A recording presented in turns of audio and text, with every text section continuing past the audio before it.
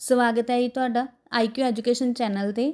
ਅੱਜ ਅਸੀਂ ਫਿਰ ਤੋਂ ਤੁਹਾਡੇ ਲਈ ਪੋਲਿਟੀ ਦਾ ਪ੍ਰੈਕਟਿਸ ਪੇਪਰ ਲੈ ਕੇ ਆਏ ਹਾਂ। ਉਮੀਦ ਕਰਦੇ ਹਾਂ ਤੁਹਾਨੂੰ ਇਹ ਪ੍ਰਸ਼ਨਾਵਲੀ ਵਧੀਆ ਲੱਗੇਗੀ ਅਤੇ ਇਸ ਨਾਲ ਤੁਹਾਨੂੰ ਪੇਪਰ ਦੀ ਤਿਆਰੀ ਕਰਨ ਦੇ ਵਿੱਚ ਵੀ ਮਦਦ ਮਿਲੇਗੀ।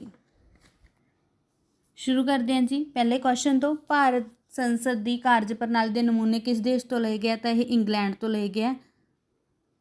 ਭਾਰਤੀ ਪ੍ਰਧਾਨ ਮੰਤਰੀ ਬਿਨਾਂ ਕਿਸੇ ਸਦਨ ਦੇ ਮੈਂਬਰ ਬਣਨ ਦੇ ਬਾਵਜੂਦ ਕਿੰਨੇ ਸਮੇਂ ਤੱਕ ਆਪਣੇ ਅਹੁਦੇ 'ਤੇ ਰਹਿ ਸਕਦਾ? 6 ਮਹੀਨੇ ਲਈ ਰਹਿ ਸਕਦਾ ਹੈਗਾ। 6 ਮਹੀਨੇ ਦੇ ਅੰਦਰ ਅੰਦਰ ਉਹਨੂੰ ਦੋਨਾਂ ਸਦਨਾਂ 'ਚੋਂ ਕਿਸੇ ਵੀ ਸਦਨ ਦੀ ਜਿਹੜੀ ਹੈਗੀ ਆ ਮਾਨਤਾ ਜਾਂ ਮੈਂਬਰਸ਼ਿਪ ਹੈ ਜਿਹੜੀ ਉਹ ਲੈਣੀ ਹੁੰਦੀ ਹੈ। ਅਤੇ ਅਜਿਹਾ ਵੀ ਹੋ ਸਕਦਾ ਹੈਗਾ ਵੀ ਮੈਂਬਰ ਹੈ ਜਿਹੜਾ ਉਹ ਰਾਜ ਸਭਾ ਦੇ ਵਿੱਚੋਂ ਵੀ ਚੁਣਿਆ ਜਾਵੇ, ਕਿਉਂਕਿ ਇਹ ਪ੍ਰੋਵੀਜ਼ਨ ਹੈ ਜਿਹੜੀ ਸਾਡੇ ਸੰਵਿਧਾਨ ਦੇ ਵਿੱਚ ਕੀਤੀ ਗਈ ਹੈਗੀ ਵੀ ਜਿਹੜਾ ਹੈਗਾ ਪ੍ਰਧਾਨ ਮੰਤਰੀ ਉਹ ਜ਼ਰੂਰੀ ਨਹੀਂ ਲੋਕ ਸਭਾ ਦਾ ਹੀ ਮੈਂਬਰ ਹੋਣਾ ਚਾਹੀਦਾ, ਉਹ ਰਾਜ ਸਭਾ ਦੇ ਵਿੱਚੋਂ ਵੀ ਚੁਣਿਆ ਜਾ ਸਕਦਾ।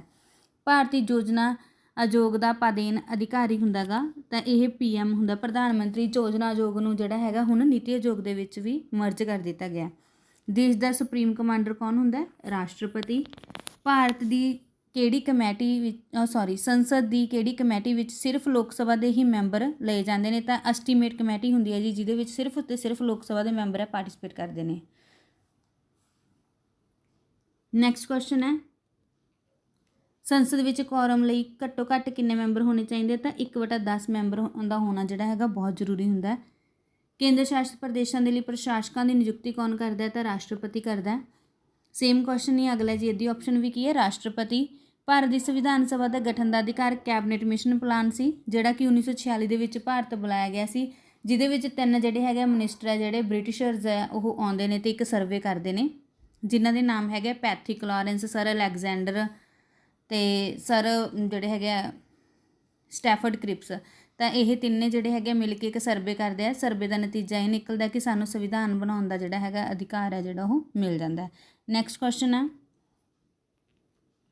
ਭਾਰਤੀ ਨਾਗਰਿਕਾਂ ਨੂੰ ਸੰਵਿਧਾਨ ਦੇ ਕਿਹੜੇ ਅਨੁਛੇਦ ਅਧੀਨ ਰਾਸ਼ਟਰੀ ਝੰਡਾ ਲਹਿਰਾਉਣ ਦਾ ਅਧਿਕਾਰ ਪ੍ਰਾਪਤ ਹੈ? ਤਾਂ ਇਹ ਹੈਗਾ ਜੀ ਆਰਟੀਕਲ 19 ਦੇ ਪਾਰਟ A ਦੇ ਅਧੀਨ ਅਸੀਂ ਜਿਹੜਾ ਹੈਗਾ ਰਾਸ਼ਟਰੀ ਝੰਡਾ ਜਿਹੜਾ ਲਹਿਰਾ ਸਕਦੇ ਹਾਂ। ਇਸ ਤੋਂ ਇਲਾਵਾ ਸਾਨੂੰ ਇਹ ਵੀ ਪਤਾ ਹੋਣਾ ਚਾਹੀਦਾ ਜਿਹੜਾ ਆਰਟੀਕਲ 19 ਹੈ ਉਹ ਸਾਨੂੰ 6 ਤਰ੍ਹਾਂ ਦੀ ਮੌਲਿਕ ਆਜ਼ਾਦੀ ਦਿੰਦਾ ਹੈ। ਅਗਲਾ ਹੈ, ਨਗਰ ਨਿਗਮ ਸੰਸਥਾ ਵਿੱਚ ਔਰਤਾਂ ਲਈ ਰਾਖਵਾਂਕਰਨ ਹੈ ਤਾਂ 1/3 ਜਾਂ 33% ਰਾਖਵਾਂਕਰਨ ਅਸੀਂ ਕਹਿ ਸਕਦੇ ਹਾਂ। ਸਿੱਖਿਆ ਦਾ ਅਧਿਕਾਰ ਕਿਹੜੀ ਸੋਧ ਰਾਹੀਂ ਭਾਰਤੀ ਨਾਗਰਿਕਾਂ ਨੂੰ ਦਿੱਤਾ ਗਿਆ? ਤਾਂ ਇਹ 86ਵੀਂ ਸੋਧ 2002 ਦੇ ਵਿੱਚ ਹੋਈ ਸੀ, ਜਿਹਦੇ ਅਧੀਨ ਆਰਟੀਕਲ 21A ਦੇ ਵਿੱਚ ਜਿਹੜਾ ਹੈਗਾ ਸਿੱਖਿਆ ਦੇ ਅਧਿਕਾਰ ਨੂੰ 6 ਤੋਂ 14 ਸਾਲ ਦੇ ਬੱਚਿਆਂ ਨੂੰ ਜਿਹੜਾ ਹੈਗਾ ਸਿੱਖਿਆ ਜਿਹੜੀ ਹੈਗੀ ਆ ਦੇਣ ਦਾ ਅਧਿਕਾਰ ਦਿੱਤਾ ਗਿਆ। ਬਲਵੰਤ ਰਾਏ ਮਹਿਤਾ ਕਮੇਟੀ ਦਾ ਸੰਬੰਧ ਹੈ ਤਾਂ ਇਹ ਪੰਚਾਇਤੀ ਰਾਜ ਪ੍ਰਣਾਲੀ ਨਾਲ ਸੰਬੰਧ ਹੈ ਜੀ, ਜਿਹੜੀ ਕਿ ਲੋਕਲ ਗਵਰਨਮੈਂਟ ਦਾ ਆਪਾਂ ਆਧਾਰ ਮੰਨਦੇ ਹਾਂ, ਮੁੱਢ ਮੰਨਦੇ ਹਾਂ ਜਿਹਨੂੰ। ਅਤੇ ਇਹ ਜਿਹੜੀ ਬਲਵੰਤ ਰਾਏ ਕਮੇਟੀ ਹੈ ਇਹਨੇ ਸਾਨੂੰ 3 ਟਾਇਰਸ ਦਿੱਤੇ ਸੀਗੇ ਸਿਸਟਮ ਚਲਾਉਣ ਦੇ ਲਈ ਲੋਕਲ ਗਵਰਨਮੈਂਟ ਦੇ ਲਈ। ਕਿਸ ਨੂੰ ਸੰਸਦ ਦਾ ਮੈਂਬਰ ਬਣੇ ਬਿਨਾਂ ਇਸ ਦੇ ਦੋਨਾਂ ਸਦਨਾਂ ਵਿੱਚ ਬੋਲਣ ਅਤੇ ਮੀਟਿੰਗ ਵਿੱਚ ਭਾਗ ਲੈਣ ਦਾ ਅਧਿਕਾਰ ਹੁੰਦਾ? ਤਾਂ ਅਟਾਰਨੀ ਜਨਰਲ ਆਫ ਇੰਡੀਆ ਨੂੰ ਜਿਹੜਾ ਹੈਗਾ ਮੀਟਿੰਗ ਵਿੱਚ ਭਾਗ ਲੈਣ ਦਾ ਅਧਿਕਾਰ ਹੁੰਦਾ ਹੈਗਾ। ਦੋਨਾਂ ਸਦਨਾਂ ਦੇ ਸੰਯੁਕਤ ਅਧਿਵੇਸ਼ਨ ਦੀ ਬੈਠਕ ਕਿਹੜੇ ਅਨੁਛੇਦ ਰਾਹੀਂ ਬੁਲਾਈ ਜਾ ਸਕਦੀ ਹੈ? ਤਾਂ ਇਹ 108 ਆਰਟੀਕਲ ਅਧੀਨ ਬੁਲਾਈ ਜਾਂਦੀ ਹੈ ਅਤੇ ਹੁਣ ਤੱਕ 3 ਵਾਰ ਜਿਹੜੀ ਹੈਗੀ ਹੈ ਇਹ ਬੈਠਕ ਬੁਲਾਈ ਜਾ ਚੁੱਕੀ ਹੈਗੀ। ਇਸ ਤੋਂ ਇਲਾਵਾ ਸਾਨੂੰ ਇਹ ਪਤਾ ਹੋਣਾ ਚਾਹੀਦਾ ਵੀ ਇਸ ਬੈਠਕ ਦੀ ਪ੍ਰਧਾਨਗੀ ਕੌਣ ਕਰਦਾ? ਲੋਕ ਸਭਾ ਦਾ ਸਪੀਕਰ ਕਰਦਾ ਅਤੇ ਬੈਠਕ ਕਿਹਦੇ ਕੌਣ ਬੁਲਾਉਂਦਾ? ਰਾਸ਼ਟਰਪਤੀ ਬੁਲਾਉਂਦਾ। ਅਗਲਾ ਕੁਐਸਚਨ ਹੈ, ਭਾਰਤ ਇੱਕ ਗਣਰਾਜ ਹੈ ਤੋਂ ਕੀ ਭਾਵ ਹੈ? ਕਦੇ ਵੀ ਇਹ ਚੀਜ਼ ਹਮੇਸ਼ਾ ਯਾਦ ਰੱਖਿਓ ਵੀ ਜੇ Bharat India as a republic ਆਉਂਦਾ ਹੈ ਜਾਂ ਭਾਰਤ ਇੱਕ ਗਣਰਾਜ ਆਉਂਦਾ ਤਾਂ ਇਹਦਾ ਮਤਲਬ ਇਹ ਹੋਊਗਾ ਵੀ ਭਾਰਤ ਦਾ ਜਿਹੜਾ ਮੁਖੀ ਹੈ ਜਿਹੜਾ ਉਹਨੂੰ ਚੁਣਿਆ ਜਾਂਦਾ, ਉਹਦਾ ਅਹੁਦਾ ਜੱਦੀ ਨਹੀਂ ਹੁੰਦਾ, ਖਾਨਦਾਨੀ ਨਹੀਂ ਹੁੰਦਾ, ਬਲਕਿ ਉਹ ਚੁਣਿਆ ਜਾਂਦਾ ਹੈਗਾ। ਇਸੇ ਕਰਕੇ ਹੀ ਭਾਰਤ ਇੱਕ ਗਣਰਾਜ ਹੈ। ਇਹਦਾ ਮਤਲਬ ਹੀ ਹੈ, ਬਸ ਇਹਨੂੰ ਦਿਮਾਗ ਦੇ ਵਿੱਚ ਬਿਠਾ ਲਓ ਵੀ ਭਾਰਤ ਇੱਕ ਗਣਰਾਜ ਮਤਲਬ ਭਾਰਤ ਦਾ ਰਾਸ਼ਟਰਪਤੀ ਹੈ ਜਿਹੜਾ ਉਹਦੀ ਚੋਣ ਹੁੰਦੀ ਹੈ। ਨੈਕਸਟ ਸਰਕਾਰੀ ਆਯੋਗ ਦਾ ਸੰਬੰਧ ਹੈ, ਇਹ ਕੇਂਦਰ ਅਤੇ ਰਾਜਾਂ ਨਾਲ ਸੰਬੰਧਿਤ ਹੈ। ਅਗਲਾ ਪੰਚਾਇਤ ਵਿਸ਼ਾ ਕਿਹੜੀ ਸੂਚੀ ਵਿੱਚ ਆਉਂਦਾ? ਤਾਂ ਇਹ ਰਾਜ ਸੂਚੀ ਵਿੱਚ ਆਉਂਦਾ। ਲੋਕਲ ਗਵਰਨਮੈਂਟ ਹੈ ਜਿਹੜੀ ਇਹ ਰਾਜ ਸੂਚੀ ਦੇ ਵਿੱਚ ਆਉਂਦੀ ਹੈ। ਭਾਰਤੀ ਨਾਗਰਿਕਤਾ ਪ੍ਰਾਪਤ ਕੀਤੀ ਜਾ ਸਕਦੀ ਹੈ ਤਾਂ ਇਹ D ਆਪਸ਼ਨ ਹੈ। ਉਪਰੋਕਤ ਸਾਰੇ ਜਨਮ ਤੋਂ ਵੀ ਕਰ ਸਕਦੇ ਹਾਂ ਆਪਾਂ, ਪੰਜੀਕਰਨ ਰਾਹੀਂ, ਰਜਿਸਟ੍ਰੇਸ਼ਨ ਰਾਹੀਂ ਵੀ ਕਰ ਸਕਦੇ ਹਾਂ ਅਤੇ ਵੰਸ਼ ਦੇ ਆਧਾਰ 'ਤੇ ਵੀ ਕਰ ਸਕਦੇ ਹਾਂ। ਭਾਰਤੀ ਭਾਸ਼ਾਵਾਂ ਨੂੰ ਕਿੰਨੇ ਵਰਗਾਂ 'ਚ ਵੰਡਿਆ ਗਿਆ? 4 ਵਰਗਾਂ ਦੇ ਵਿੱਚ ਵੰਡਿਆ ਗਿਆ ਹੈਗਾ। ਨੈਕਸਟ ਕੁਐਸਚਨ ਹੈ, ਸੰਵਿਧਾਨ ਦਾ 84ਵੇਂ ਸੰਸ਼ੋਧਨ ਦਾ ਵਿਸ਼ਾ ਕੀ ਸੀ? ਤਾਂ ਲੋਕ ਸਭਾ ਅਤੇ ਰਾਜ ਸਭਾ ਦੇ ਜਿਹੜੇ ਮੈਂਬਰ ਹੈ ਉਹਨਾਂ ਦੀ ਸੰਖਿਆ ਜਿਹੜੀ ਹੈਗੀ ਵਧਾਈ ਗਈ ਸੀ ਤਾਂ ਉਹ 84ਵੇਂ ਸੰਸ਼ੋਧਨ ਦਾ ਵਿਸ਼ਾ ਸੀ। ਮੌਲਿਕ ਅਧਿਕਾਰ ਕਿਹੜੇ ਦੇਸ਼ ਤੋਂ ਲਏ ਗਿਆ? ਤਾਂ ਇਹ ਅਮਰੀਕਾ ਤੋਂ ਲਏ ਗਿਆ। ਅਸੀਂ ਜਿਹੜੇ ਹੈਗੇ ਮੂਲ ਰੂਪ 'ਚ ਸਾਡੇ ਸੰਵਿਧਾਨ ਦੇ ਵਿੱਚ 7 ਮੌਲਿਕ ਅਧਿਕਾਰ ਹੈ ਜਿਹੜੇ ਉਹ ਐਡ ਕੀਤੇ ਸੀਗੇ, ਦਰਜ ਕੀਤੇ ਸੀ, ਪਰ ਹੁਣ ਜਿਹੜੇ ਹੈਗੇ ਆ ਪਰ ਸਾਡੇ ਕੋਲ ਜਿਹੜੇ ਹੈਗੇ ਪ੍ਰੈਜ਼ੈਂਟ ਦੇ ਵਿੱਚ 6 ਮੌਲਿਕ ਅਧਿਕਾਰ ਨੇ। ਜਿਹੜਾ 7ਵਾਂ ਮੌਲਿਕ ਅਧਿਕਾਰ ਸੀ ਸਾਡਾ ਪ੍ਰੋਪਰਟੀ ਦਾ ਰਾਈਟ, ਸੰਪत्ति ਦਾ ਅਧਿਕਾਰ, ਉਹਨੂੰ ਮੌਲਿਕ ਅਧਿਕਾਰਾਂ ਦੀ ਸੂਚੀ ਦੇ ਵਿੱਚੋਂ ਹਟਾ ਕੇ 300A ਆਰਟੀਕਲ ਦੇ ਅਧੀਨ ਜਿਹੜਾ ਹੈਗਾ ਕਾਨੂੰਨੀ ਅਧਿਕਾਰ ਹੈ ਜਿਹੜਾ ਉਹ ਨਿਸ਼ਚਿਤ ਕਰਤਾ ਸੀਗਾ।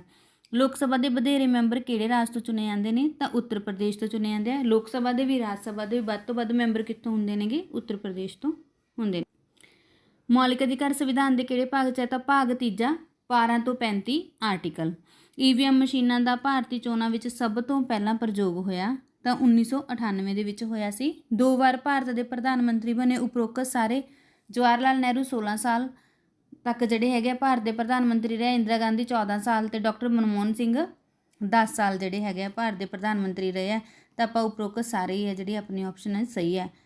ਨੈਕਸਟ ਕੁਐਸਚਨ ਹੈ, ਭਾਰਤੀ ਰਾਸ਼ਟਰਪਤੀ ਨੂੰ ਕਿਵੇਂ ਅਹੁਦੇ ਤੋਂ ਹਟਾਇਆ ਜਾ ਸਕਦਾ ਹੈ? ਤਾਂ ਮਹਾਵਿਯੋਗ ਦੇ ਰਾਹੀਂ ਹਟਾਇਆ ਜਾ ਸਕਦਾ ਹੈਗਾ। ਆਰਟੀਕਲ 61 ਦੇ ਤਹਿਤ ਸੰਸਦ ਦੇ ਦੋਨਾਂ ਸਦਨਾਂ 'ਚੋਂ ਕਿਸੇ ਵੀ ਇੱਕ ਸਦਨ ਦੇ ਵਿੱਚ ਜਿਹੜਾ ਹੈਗਾ ਮਤਾ ਪਾ ਕੇ ਅਸੀਂ ਰਾਸ਼ਟਰਪਤੀ ਨੂੰ ਹਟਾਉਣ ਦੀ ਪ੍ਰਕਿਰਿਆ ਜਿਹੜੀ ਕਰ ਸਕਦੇ ਹਾਂ। ਭਾਰਤ ਦੇ ਕਿਹੜੇ ਰਾਜ ਵਿੱਚ ਸਮਾਨ ਨਾਗਰਿਕ ਸੰਹਿਤਾ ਲਾਗੂ ਹੈ? ਤਾਂ ਗੋਆ ਦੇ ਵਿੱਚ ਹੈ। ਸੰਪत्ति ਦਾ ਅਧਿਕਾਰ ਕੀ ਹੈ? ਇਹ ਇੱਕ ਕਾਨੂੰਨੀ ਅਧਿਕਾਰ ਹੈ। ਆਪਾਂ ਪਿੱਛੇ ਹੀ ਹੁਣੀ ਡਿਸਕਸ ਕਰਕੇ ਹਟੇ ਹਾਂ। ਰਾਜ ਦਾ ਨਾਮ ਅਤੇ ਸੀਮਾ ਬਦਲਣ ਦਾ ਅਧਿਕਾਰ ਕਿਹਦੇ ਕੋਲ ਹੈ? ਸੰਸਦ ਕੋਲ ਹੁੰਦਾ। ਸੰਸਦ ਕਿਸੇ ਵੀ ਰਾਜ ਦੀ ਸੀਮਾ ਨੂੰ ਵਧਾ ਸਕਦੀ ਹੈ, ਘਟਾ ਸਕਦੀ ਹੈ, 2 ਰਾਜਾਂ ਨੂੰ ਆਪਸ 'ਚ ਮਰਜ ਕਰ ਸਕਦੀ ਹੈ, 2 ਕੇਂਦਰ ਸ਼ਾਸਿਤ ਪ੍ਰਦੇਸ਼ਾਂ ਨੂੰ ਮਰਜ ਕਰ ਸਕਦੀ ਹੈ। ਇਹ ਅਧਿਕਾਰ ਸੰਸਦ ਕੋਲ ਹੁੰਦਾ। ਭਾਰਤ ਦਾ ਰਾਸ਼ਟਰੀ ਫੁੱਲ ਕਮਲ। ਭਾਰਤ ਦੀ ਪਹਿਲੀ ਲੋਕ ਅਦਾਲਤ ਕਦੋਂ ਪ੍ਰਚਲਿਤ ਹੋਈ? ਤਾਂ 1985 ਦੇ ਵਿੱਚ। ਨੈਕਸਟ ਕੁਐਸਚਨ ਹੈ,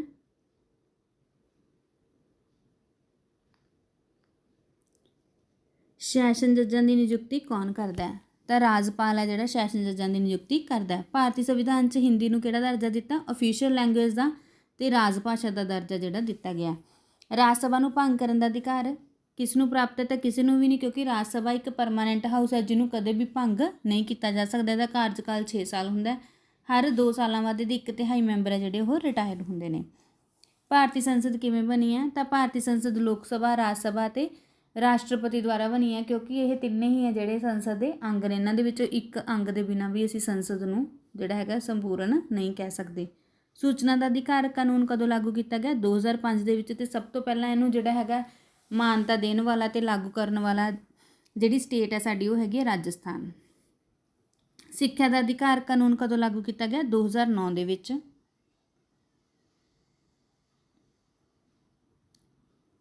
ਅਨੁਛੇਦ 356 ਦਾ ਸੰਬੰਧ ਹੈ ਰਾਸ਼ਟਰਪਤੀ ਰਾਜ ਦੇ ਨਾਲ। ਨੈਕਸਟ ਕੁਐਸਚਨ, ਪੰਚਸ਼ੀਲ ਦੀ ਧਾਰਨਾ ਦਾ ਸੰਬੰਧ ਹੈ ਨਾਨ ਅਲਾਈਨਮੈਂਟ ਮੂਵਮੈਂਟ ਦੇ ਨਾਲ। ਤੇ ਜਿਹੜਾ ਪੰਚਸ਼ੀਲ ਦਾ ਸਮਝੌਤਾ ਇਹ ਭਾਰਤ ਅਤੇ ਚੀਨ ਦੇ ਵਿੱਚ ਹੋਇਆ ਸੀ। ਭਾਰਤੀ ਸੰਵਿਧਾਨ ਵਿੱਚ ਕੁੱਲ ਕਿੰਨੀਆਂ ਖੇਤਰੀ ਭਾਸ਼ਾਵਾਂ ਨੂੰ ਮਾਨਤਾ ਦਿੱਤੀ ਗਈ ਹੈ? ਤਾਂ ਕੁੱਲ 22 ਭਾਸ਼ਾਵਾਂ ਨੂੰ ਮਾਨਤਾ ਦਿੱਤੀ ਗਈ ਹੈ। ਯੂਐਨਓ ਨੇ ਕਦੋਂ ਮਹਿਲਾ ਦਿਵਸ ਘੋਸ਼ਿਤ ਕੀਤਾ? ਤਾਂ ਯੂਐਨਓ ਨੇ ਮਹਿਲਾ ਦਿਵਸ ਜਿਹੜਾ ਉਹ ਘੋਸ਼ਿਤ ਕੀਤਾ ਸੀਗਾ 8 ਮਾਰਚ ਨੂੰ।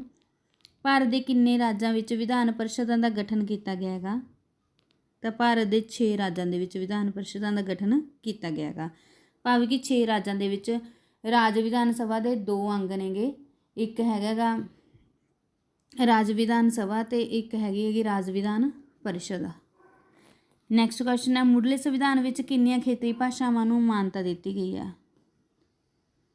ਤਾਂ ਮੁੱਢਲੇ ਸੰਵਿਧਾਨ ਦੇ ਵਿੱਚ ਸਿਰਫ 14 ਭਾਸ਼ਾਵਾਂ ਸੀਗੀਆਂ। ਮੂਲ ਰੂਪ 'ਚ ਆਪਾਂ ਕਹਿ ਸਕਦੇ ਹਾਂ ਜਦੋਂ ਸੰਵਿਧਾਨ ਬਣਿਆ ਉਦੋਂ ਸਿਰਫ 14 ਭਾਸ਼ਾਵਾਂ ਨੂੰ ਮਾਨਤਾ ਪ੍ਰਾਪਤ ਸੀ। ਹੌਲੀ ਹੌਲੀ ਜਿਹੜੀਆਂ ਹੈਗੀਆਂ ਹੋਰ ਭਾਸ਼ਾਵਾਂ ਐਡ ਕਰਕੇ ਕੁੱਲ 22 ਭਾਸ਼ਾਵਾਂ ਜਿਹੜੀਆਂ ਹੈਗੀਆਂ ਸੰਵਿਧਾਨ ਦੇ ਵਿੱਚ ਖੇਤਰੀ ਭਾਸ਼ਾਵਾਂ ਦੀ ਮਾਨਤਾ ਦਿੱਤੀ ਗਈ ਹੈ। ਨੈਕਸਟ ਕੁਐਸਚਨ ਹੈ, ਲੋਕ ਸਭਾ ਅਤੇ ਰਾਜ ਵਿਧਾਨ ਸਭਾ ਦੀਆਂ ਸੀਟਾਂ ਦੀ ਸੰਖਿਆ ਵਿੱਚ 2026 ਤੱਕ ਕੋਈ ਬਦਲਾਅ ਨਹੀਂ ਕੀਤਾ ਜਾਵੇਗਾ। ਤਾਂ ਇਹ ਕਿਹੜੀ ਅਮੈਂਡਮੈਂਟ ਨਾਲ ਰਿਲੇਟਡ ਹੈ? ਇਹ 91 ਅਮੈਂਡਮੈਂਟ ਦੇ ਨਾਲ ਰਿਲੇਟਡ ਹੈ, ਕਿਉਂਕਿ ਜਿਹੜੀਆਂ ਹੈਗੀਆਂ ਇਹ ਸੀਟਾਂ ਨੇ ਇਹ 1971 ਦੇ ਜਿਹੜੇ ਹੈਗੇ ਸੈਂਸਸ ਆ ਉਹਨਾਂ ਦੇ ਅਕੋਰਡਿੰਗ ਨਿਸ਼ਚਿਤ ਕੀਤੀਆਂ ਗਈਆਂ। ਤਾਂ ਲਗਾਤਾਰ ਦੇਖਿਆ ਗਿਆ ਵੀ 1981 ਦੇ ਵਿੱਚ ਵੀ ਬਹੁਤੀ ਜਨਸੰਖਿਆ ਨਹੀਂ ਵਧੀ ਸੀ, 91 'ਚ ਵੀ ਨਹੀਂ ਹੋਈ। ਤਾਂ 2001 ਦੇ ਵਿੱਚ ਕੀ ਹੋਇਆ? ਤਾਂ ਇਹ ਸੀਟਾਂ ਜਿਹੜੀਆਂ ਉਹ ਪਰਮਾਨੈਂਟ ਕਰਤੀਆਂ 2026 ਤੱਕ ਵੀ ਉਹਨਾਂ ਟਾਈਮ ਇਹਦੇ ਵਿੱਚ ਕੋਈ ਫੇਰ ਬਦਲ ਨਹੀਂ ਕੀਤਾ ਜਾਊਗਾ। ਤਾਂ 2026 ਦੇ ਵਿੱਚ ਜਿਹੜੀਆਂ ਹੈਗੀਆਂ ਸੀਟਾਂ ਦੀ ਸੰਖਿਆ ਵਧਾਈ ਜਾਂ ਘਟਾਈ ਜਾ ਸਕੇਗੀ, ਉਦੋਂ ਪਹਿਲਾਂ ਇਹ ਮੁਮਕਿਨ ਨਹੀਂ ਹੈਗਾ। ਨੈਕਸਟ ਕੁਐਸਚਨ ਹੈ, 6 ਤੋਂ 14 ਸਾਲ ਤੱਕ ਦੇ ਬੱਚਿਆਂ ਨੂੰ ਮੁਫਤ ਅਤੇ ਲਾਜ਼ਮੀ ਸਿੱਖਿਆ ਦਾ ਮੌਲਿਕ ਅਧਿਕਾਰ ਦੇ ਰੂਪ ਵਿੱਚ ਮਾਨਤਾ ਦਿੱਤੀ ਗਈ ਹੈ। ਤਾਂ ਇਹ ਕਿਹੜੀ ਸੋਧ ਦੇ ਅਧੀਨ ਦਿੱਤੀ ਗਈ ਹੈ? 86ਵੀਂ ਸੋਧ 2002 ਦੇ ਵਿੱਚ। ਸੰਸਦ ਵਿੱਚ ਅਵਿਸ਼ਵਾਸ ਪ੍ਰਸਤਾਵ ਸੰਬੰਧੀ ਕਿਹੜਾ ਕਥਨ ਠੀਕ ਹੈ? ਤਾਂ ਆਪਸ਼ਨ ਨੇ ਸੰਵਿਧਾਨ ਵਿੱਚ ਇਸ ਦਾ ਕੋਈ ਜ਼ਿਕਰ ਨਹੀਂ ਕੀਤਾ ਗਿਆ। ਇਸ ਪ੍ਰਸਤਾਵ ਤੋਂ ਬਾਅਦ ਦੂਜੇ ਪ੍ਰਸਤਾਵ ਵਿਚਕਾਰ 6 ਮਹੀਨੇ ਦਾ ਅੰਤਰ ਹੈ ਜਿਹੜਾ ਲਾਜ਼ਮੀ ਹੋਵੇ, ਘੱਟੋ ਘੱਟ 100 ਮੈਂਬਰਾਂ ਦਾ ਸਮਰਥਨ ਹੋਵੇ, ਕੇਵਲ ਲੋਕ ਸਭਾ ਵਿੱਚ ਪੇਸ਼ ਕੀਤਾ ਜਾ ਸਕੇ। ਤਾਂ ਇਹਦੀ ਰਾਈਟ ਆਪਸ਼ਨ ਹੈ ਏ ਤੇ ਬੀ। ਸੰਵਿਧਾਨ ਵਿੱਚ ਇਹਦਾ ਕੋਈ ਜ਼ਿਕਰ ਨਹੀਂ ਕੀਤਾ ਗਿਆ ਤੇ ਇਹ ਪ੍ਰਸਤਾਵ ਹੈ ਜਿਹੜਾ ਦੂਜੇ ਪ੍ਰਸਤਾਵ ਦੇ ਵਿਚਕਾਰ 6 ਮਹੀਨੇ ਦਾ ਜਿਹੜਾ ਗੈਪ ਏ ਤੇ ਡੀ ਆਪਸ਼ਨ ਹੈ, ਕੇਵਲ ਲੋਕ ਸਭਾ ਵਿੱਚ ਪੇਸ਼ ਕੀਤਾ ਜਾ ਸਕਦਾ ਹੈ। ਹਾਂਜੀ, ਕੇਵਲ ਲੋਕ ਸਭਾ ਦੇ ਵਿੱਚ ਪੇਸ਼ ਕੀਤਾ ਜਾਂਦਾ ਹੈ। ਨੈਕਸਟ ਹੈ, ਕਿਹੜੇ ਸੰਵਿਧਾਨਿਕ ਸੰਸ਼ੋਧਨ ਰਾਹੀਂ ਦਿੱਲੀ ਨੂੰ ਰਾਸ਼ਟਰੀ ਰਾਜਧਾਨੀ ਦਾ ਦਰਜਾ ਜਿਹੜਾ ਦਿੱਤਾ ਗਿਆ? ਤਾਂ ਇਹ 69th ਅਮੈਂਡਮੈਂਟ ਸੀ ਜਿਹਦੇ ਅਧੀਨ ਜਿਹੜੀ ਦਿੱਲੀ ਆ ਉਹਨੂੰ ਰਾਸ਼ਟਰੀ ਰਾਜਧਾਨੀ ਬਣਾਇਆ ਗਿਆ। ਕਿਉਂਕਿ ਜੇ ਇਸ ਤੋਂ ਪਹਿਲਾਂ ਆਪਾਂ ਦੇਖੀਏ ਆਪਣੀ ਸੰਵਿਧਾਨਿਕ ਸੋਧ ਰਾਹੀਂ ਦਿੱਲੀ ਨੂੰ ਰਾਸ਼ਟਰੀ ਰਾਜਧਾਨੀ ਬਣਾਇਆ ਗਿਆ। ਇਸ ਤੋਂ ਪਹਿਲਾਂ ਆਪਣੀ ਰਾਜਧਾਨੀਆਂ ਅੰਗਰੇਜ਼ਾਂ ਤੋਂ ਲੈ ਕੇ ਜਾਂ ਆਪਾਂ ਆਪਦੇ ਮੈਡੀਵਲ ਪੀਰੀਅਡ, ਐਨਸ਼ੈਂਟ ਪੀਰੀਅਡ ਕਹਿ ਸਕਦੇ ਹਾਂ, ਆਪਣੀ ਟਾਈਮ ਟੂ ਟਾਈਮ ਚੇਂਜ ਹੁੰਦੀ ਰਹੀ ਆ। ਅੰਗਰੇਜ਼ਾਂ ਦੇ ਵੇਲੇ ਸਭ ਤੋਂ ਪਹਿਲਾਂ ਜਿਹੜੀ ਹੈਗੀ ਕਲਕੱਤਾ ਰਾਜਧਾਨੀ ਬਣਾਇਆ ਗਿਆ, ਫਿਰ ਦਿੱਲੀ, ਫਿਰ ਉਸ ਤੋਂ ਬਾਅਦ ਜਿਹੜਾ ਹੈਗਾ ਸ਼ਿਮਲਾ, ਫਿਰ ਉਸ ਤੋਂ ਬਾਅਦ ਫਿਰ ਜਿਹੜੀ ਹੈਗੀ ਦਿੱਲੀ ਨੂੰ ਰਾਜਧਾਨੀ ਬਣਾਇਆ ਗਿਆ। ਪਰ ਉਹਨੂੰ ਨੈਸ਼ਨੈਲਿਟੀ ਦਾ ਦਰਜਾ ਜਿਹੜਾ ਉਹ ਆਪਣੇ ਸੰਵਿਧਾਨ ਦੀ 69th ਅਮੈਂਡਮੈਂਟ ਦੇ ਅਧੀਨ ਦਿੱਤਾ ਗਿਆ।